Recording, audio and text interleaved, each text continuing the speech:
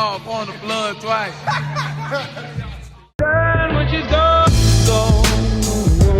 We unpack. We unpack. We unpack. Coming to you live, Boxing Ego unpack. Yeah. We unpack. We unpack. We unpack. Coming to you live. Robert Garcia tells Gervonta Davis to take a challenge and fight El Rayo where he wants him to fight at 140 pounds, yada, yada, yada. Listen, ego thoughts. I told you, I'm going back to the basics. We got a lot to talk about. Hopefully you guys enjoy this video. I told you, back to the basics. I want to talk about different things that I want to talk about. Not just what other people are talking about, but what I want to talk about. You're on my channel. You could have been anywhere in the world, but you're here with me. Now, Fight Hype has a brand new interview with Robert Garcia. And I'm just gonna cruise through it and give you an overview and paraphrase what he had to say. He basically is begging Gervonta Tank Davis to challenge himself and is ripping Gervonta Davis's career choices and suggesting that Gervonta Davis should fight Jose El Rayo Valenzuela and fight him where Jose just became a champion at 140 pounds. Now, right off bat, let me tell you how stupid this is. For one, El Rayo just got with Robert Garcia, right? And I know some people are scratching their head. What does that mean? What does that matter? Well, he was with David Benavidez's dad, right? And now he switched trainers. He's familiar with Robert Garcia and he's worked in his gym and stuff, even when he was with Jose Benavidez Sr. But this is a new situation. So Robert Garcia just came into the fold as the lead and head trainer for Jose Valenzuela. How does he get to dictate what Tank Davis does? It sounds foolish. The other issue is the A side is clearly Gervonta Davis. Once again, how do you believe a fighter with a record of 14-2 won by knockout to a guy that Shakur Stevenson beat in Edwin De Los Santos, right? And you could argue that the Chris Colbert loss, I thought he won. Fair play to him. So you could argue that the two losses should only be one. But nonetheless, he has one loss for sure, which was a knockout to Edwin De Los Santos. He got in a firefight, and by the third round, he was knocked out. That's what happened. Then he lost his very next fight to Chris Colbert, albeit that was debatable. And I'm telling you, because I'm honest, like I always am on my channel, for me, I thought he won both Colbert fights. I mean, the second one, of course, he won because he knocked him out crazy. But even the first one that went to a unanimous decision, I thought that Rayo won. But it does not change the fact that his record is 14-2, because despite what I think, the judges thought something else, and the fight went to the scorecards in the first fight, and it's a loss. So a loss is a loss is a loss, right? Because at best, you know, you might have some people who thought Chris Colbert, because fair play, I only watched the fight in real time. I never went back and rewatched the fight and, you know, rescored it or anything like that. So you probably do have some people who might have Chris Colbert winning that fight. I don't know. I just remember from first viewing how I felt, and I felt that Jose Valenzuela did enough to win the fight. Moving on, doesn't change the fact that his record is 14-2. So again, where do you get off having the audacity to tell Tank what to do and what challenges the Tank? That is not how it works. And Robert Garcia is a former fighter, former 2X champion. He's trained a lot of world-class people. His brother, Mikey Garcia, Maidana, Brandon Rios, you know, he's trained different people. Now he has El Rayo and some other guys, Murataya. Again, where do you get off acting like you don't know the drill, right? Like when Mikey Garcia fought Errol Spence was the dude. Errol Spence had the belt. Errol Spence was from Texas. And I'm not saying Mikey had no fans in Texas, but it said Spence Garcia. That's just the law of the land. So anybody suggesting anything else, especially someone like Robert Garcia, who's a former fighter and has been in the business this long, he knows better. And he's trying to give what he believes to be the best fighting chance for his fighter to beat Tank, which is to have his fighter who's 5'10" tall and have him fight at a weight knowing that Tank Davis is short and knowing that Tank Davis only has one fight at 140 and he's the much smaller, naturally smaller person, right? And even with that being said, there's a great chance that Tank would still be a massive favorite even at 140. But I don't even want to get into the conversation because it sounds stupid. Floyd Mayweather fought Robert Garcia, then trained fighter Marcos Maidana. Maidana had them cheat gloves with the tamping, the padding had been tampered with or whatnot, and Floyd said he's not wearing those gloves. Floyd was willing to pay, because he's outlawed those gloves once they did the glove selection and Floyd wasn't ucking with those gloves, and the fight was able to continue. However, I'm telling you how this would have played out. If Team Maidana, did not concede, then the fight would have been canceled, right? Point blank, period. Floyd, money man. Floyd, money Mayweather. Floyd was the cash cow. Floyd was putting it all on the line. It was the Floyd show. It said Mayweather Maidana, not Maidana Mayweather, right? Even though Maidana was coming off a great win versus, AB, algebra books, ain't beating them, it still was the Floyd show. And this has been going on in boxing from back in the day. Again, anyone with any level of knowledge in the business, especially like a trainer who has multiple fights and has been there for some big fights, they know how this goes. So the fact that Robert Garcia is putting this out here, to me, it's a desperate move and it's a desperate Hail Mary to try to control the narrative and suggest that if the fight doesn't happen, it's because Tank would probably elect to have this fight at 135 because he says this is the division that I fight at. I'm a lightweight. Tank in his last fight with Frank Martin, he weighed like 133. So he probably could make 130 if he really wanted to. I would put money that he could. El Rayo, good fighter. But here's the thing, he's 5'10", and he spent his whole career at 135.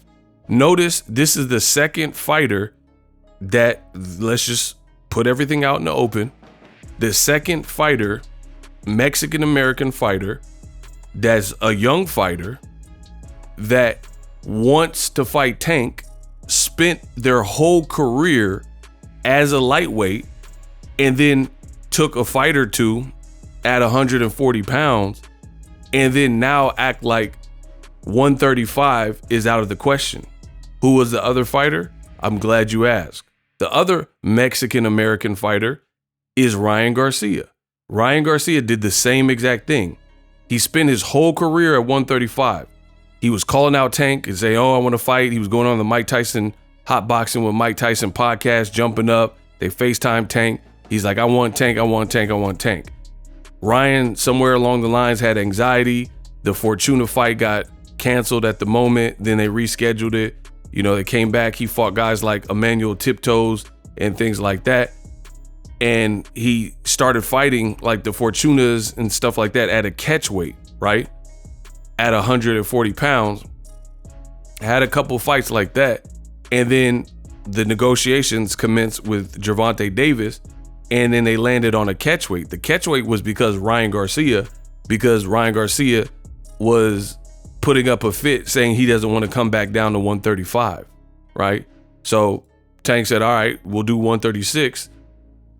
I'm still the HNIC and I run the show, so we'll fight at that weight. And they did it. Ryan signed up for the rehydration clause, and then we got to see the fight. That's how it works. Trust me. If anyone says anything else, they don't know about boxing and how it works.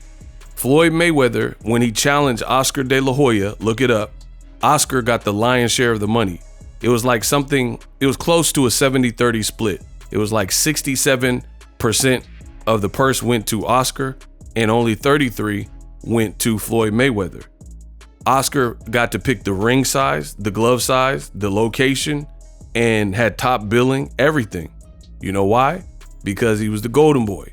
He was De La Hoya. He was the guy that beat Julio Cesar Chavez and had classics with Shane Mosley, you know? So when he fought Floyd at that time was Pretty Boy Floyd, and that was the fight where he became Money Mayweather. So Floyd had to bow down and concede and give in. So why would anything be different right now, like Robert Garcia is suggesting for Tank? It makes no sense. And it's funny because Robert Garcia, Mexican-American, he's a Mexican-American trainer, former fighter. When it's a Mexican fighter like Canelo Alvarez, everybody seems to understand how this A-side stuff works, or anybody else who's an A-side. But specifically Canelo, because he's one of the biggest stars in the world, right? When Canelo Alvarez says, Edgar Berlanga, I'll fight you on this date, you got to take it. If he says, Jaime Munguia, I'm getting this lion's share of money, I'm getting this much of the pay-per-view, you got to take it. You're taking it not just for the money, you're taking it for the opportunity because Canelo has established himself and it's a brand. So that's how that works. And it's funny because, like I said, you have a guy from Guadalajara, Mexico, and Canelo, and everybody seems to understand how the A-side works. If Canelo puts Kovalev on a rehydration clause, or Danny Jacobs, or he has the catchweight fight with Julio Cesar Chavez, how come Julio Cesar Chavez, who was notorious for being undisciplined and missing weight, how come Julio Cesar Chavez Jr. didn't get to weigh 180 pounds and Canelo was coming up from 154? They fought at 164.5 because Canelo was the brighter star at that time and he got to call the shots. So guess what? Julio Cesar Chavez had to crunch down to a weight that was probably hard for him to make in order to make it. But when it's a black fighter like Gervonta Davis, all of a sudden people didn't get the memo. They're like, why does Ryan have a rehydration clause? Because he's not the A-side. It's that simple. Why would Jose Valenzuela fight Tank at 135? Because he spent his career there and he's not the A-side. Any more questions? Any more brain busters? That's how this game works. It is a business.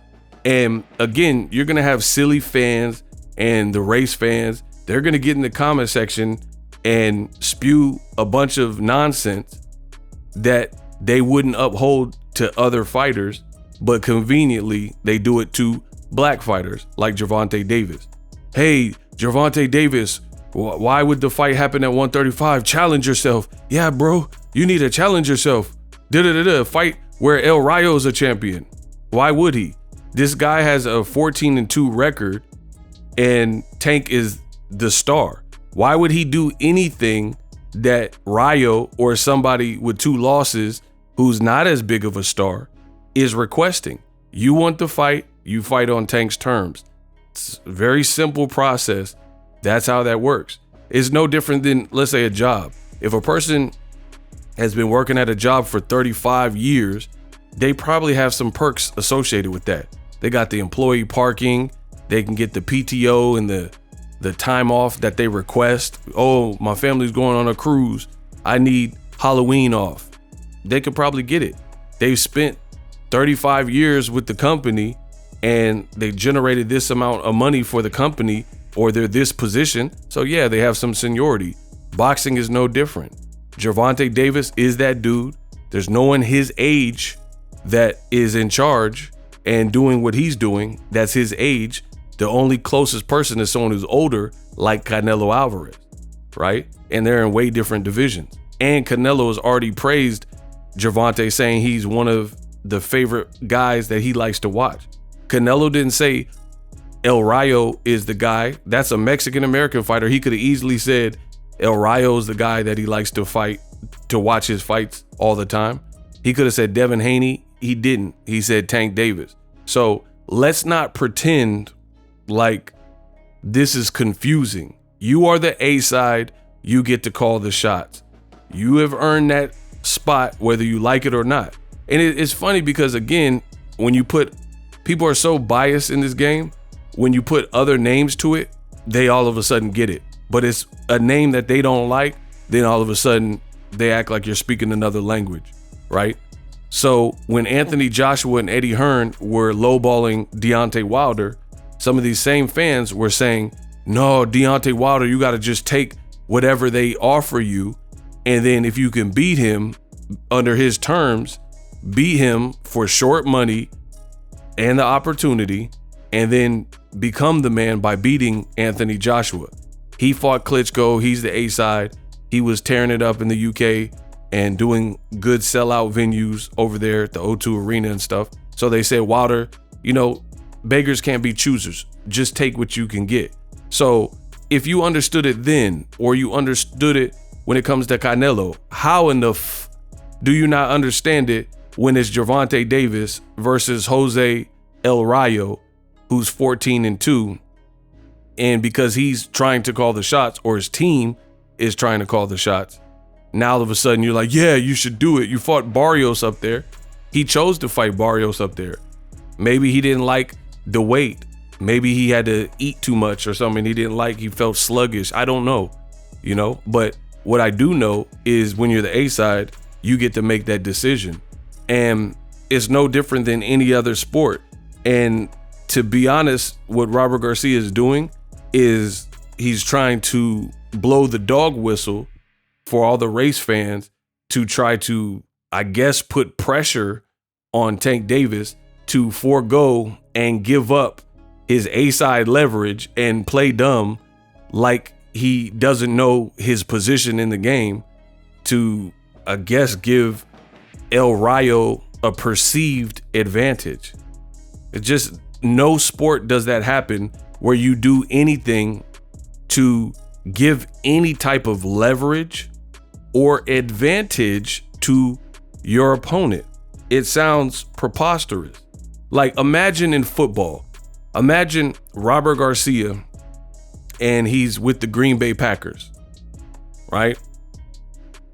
And they're playing the San Francisco 49ers, my team, Bay Area, yee, right? And the Green Bay Packers are up by 2 touchdowns, and it's the fourth quarter, and the San Francisco 49ers need something big to try to win the game. Guess what? The Green Bay Packers are going to do everything that they want to do strategically, make the opponent, the opposing team, their rival, they're going to make them burn all their timeouts. That's the strategy. They're going to also kneel for the first 2 downs to let the clock bleed down. And then they're burning through their timeouts. That's how that works.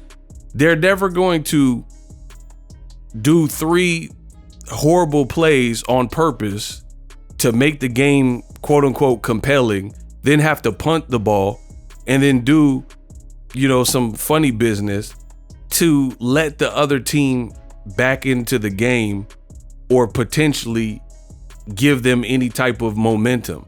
Do you see what I'm saying? Do you see how stupid it would sound to be in the lead? You've earned your spot, and then you're doing things intentionally to help the opposition make the game allegedly more competitive. Why would Tank, who's a champion at 135, and the A side do anything to benefit? It's not just Rayo, it's Ryan Garcia, it's Rayo, it's Devin Haney, it's Shakur, it's anybody in boxing. Why would he give up anything for anyone? You guys, I know there's going to be a couple knuckleheads that try to, you know, talk me down off this position, but I guarantee you the comments are going to look goofy. There's no reason that you would give any advantage to any opponent. They got to earn that, right? So if you got a guy that's bigger, Tank even said that to Ryan. He says, someone asked him about the rehydration clause, because this is what happens. Some people try to make like, oh, it's not a fair fight all of a sudden. It's all fair because it's what you negotiate. If you don't like the terms, don't take the fight. Don't take the opportunity and then just miss out and then not have Tank on your resume. That's an option, but it's definitely fair game if you agree to it. It's what it is. It's like Devin Haney and Ryan Garcia. He says, I don't do rematch clauses, or actually he said, I don't do rehydration clauses. I never needed one of those. Okay, cool. Don't do a rehydration clause. And then now you're crying about the weight and saying, oh, Ryan came in heavy. He did it on purpose. Ryan Garcia weighed an extra 3 pounds. He didn't have to drain himself. Well, play stupid games. You're gonna win stupid prizes. You see how this works? And this is how it works here. Why would Tank, who's 5'5.5", give someone who's 5'10" any advantage, especially when they need it, right? Tank showed you the skills. And Rayo showed you in his fight with Pitbull that he could try to slow the pace by trying to box. You know, just box and not come forward. He probably learned from the Edwin De Los Santos fight. So you want to fight Tank, you fight on Tank's terms. There's no one that can convince me that this works any other way. Period. So nice try from Robert Garcia, but it won't work. And Tank's team is definitely smart enough. You know, the fans are going to say whatever they want. But guess what? Here's what I've noticed as I've been an online content creator for over 10 years.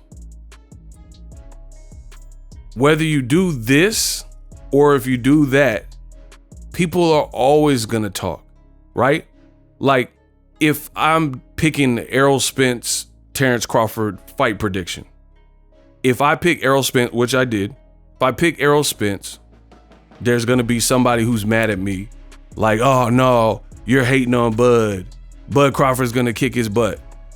On the flip side, had I picked Terrence Crawford to defeat Errol Spence, there would have been Errol Spence, the fans, and they'll be like, oh, man down, strat season, you're wrong. So that's what I've noticed in life. At the end of the day, do things on your terms. Uck the people. It doesn't matter. That's why you've never seen me bothered, as long as I've been doing this, about what other people say. I have videos. Some people love it. Some people hate it. Some people cuss me out in the comments. Some people praise me in the comments. I don't get my rocks off by any of that. I put out the content. I'm truthful. I'm real. And I keep it pushing. I'll let you guys determine where you place the video and where you place my assessment. But we know how things work. And at the end of the day, you got to move intelligently, especially in a game as corrupt and as dirty as boxing. Because if you make the wrong choice, you see how the fans turn. Like Devin Haney, I've already talked about it. In my opinion, Devin Haney had a lot of, before the fight even started, there were a lot of errors that his team made in negotiating the Ryan Garcia fight. Now his career is in a bad place because of these choices and how the fight with Ryan Garcia played out. So would you rather be Tank Davis, who fights Ryan Garcia, named his terms, Ryan had to meet his terms, and he wouldn't take no for an answer. The fight happened, Tank wins and advances, and he keeps getting these bags and these paychecks, goes on to the next person, got it rocking, got it lit. Or would you rather be the person like Devin Haney, who's like, oh, I don't do rehydration clauses, I'm cool. And then you don't do one, and then Ryan games the system, not wanting to lose again because he had just lost the previous year to Gervonta Davis, and then Ryan cooks you with that left hook. So you can't be fooled into somebody's, plot, because people are always plotting. And that's what Robert Garcia is trying to do for El Rayo. It's like a fighter saying, come on, fight like a man, fight in the center of the ring. You don't got to do that. If that's not your style, then why would you give that's another perfect example of this A-side business, right? If you're more of a boxer and then someone says, no, come on, slug it out. That's what they want. Why would I, as a fighter, give the opponent anything that they want? What you do in boxing is give them what they don't want. So they're not fully cardioed. They can't take that body shot. They can take the headshot all day, but they can't take that body shot. So I'm going to give you more of what you don't want. You can accept those headshots. So I'm going to dig to the body and flood the basement because that's what you don't like. That's boxing, So just by way of Robert Garcia requesting the fight at 140, I'm going to give you more of what you don't like if I'm Tank Davis. And I'm going to be like, just because you said that, I'm not doing 140. I'm doing 135. Or we could do the same catchweight Ryan Garcia did at 136 or whatever I declare. That's up to Tank Davis, who's earned his keep.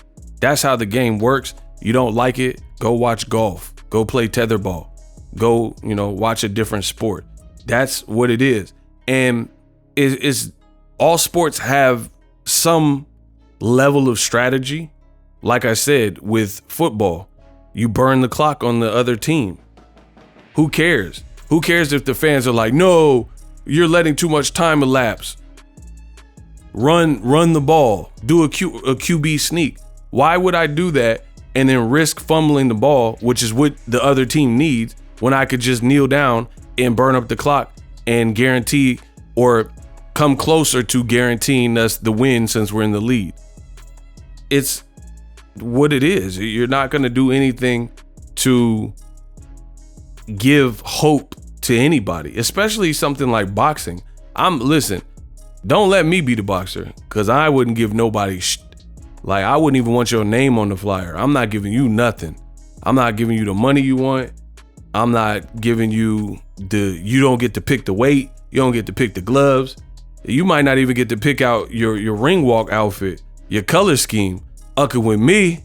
So yeah, shout out to Gervonta Davis. He got a good team. I guarantee you everything I'm saying, Tank's team, they know what it is and they're going to move accordingly. They're not going to be bothered. You're not going to Jedi mind trick Tank Davis, who has an elite team in boxing, and Jedi mind trick them into giving El Rayo what you think is the advantage. He spent his whole career at 135. You want to fight the A side, you fight where the A side tells you to fight.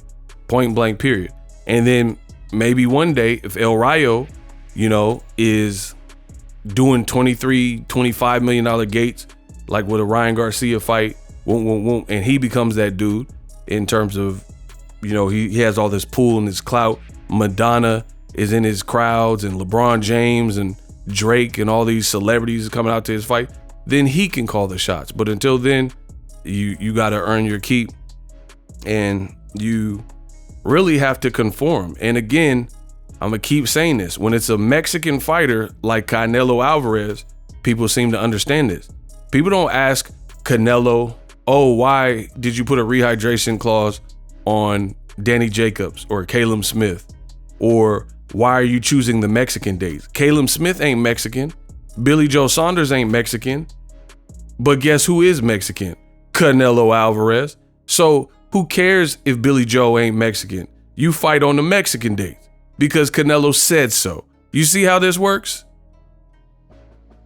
Don't try to run away now when your boy Ego is cooking. We unpack. The only person that probably outside of Floyd Mayweather that would want to, that would choose, hey, I want to fight on the Mexican dates, is most likely somebody of Mexican heritage. So if you've earned that spot and you earn that position, then guess what?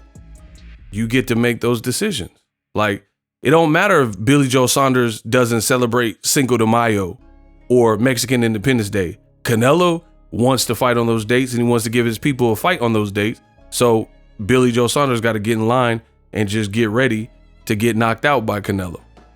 That's how it works. You got to do as you're told until you become the person doing the telling.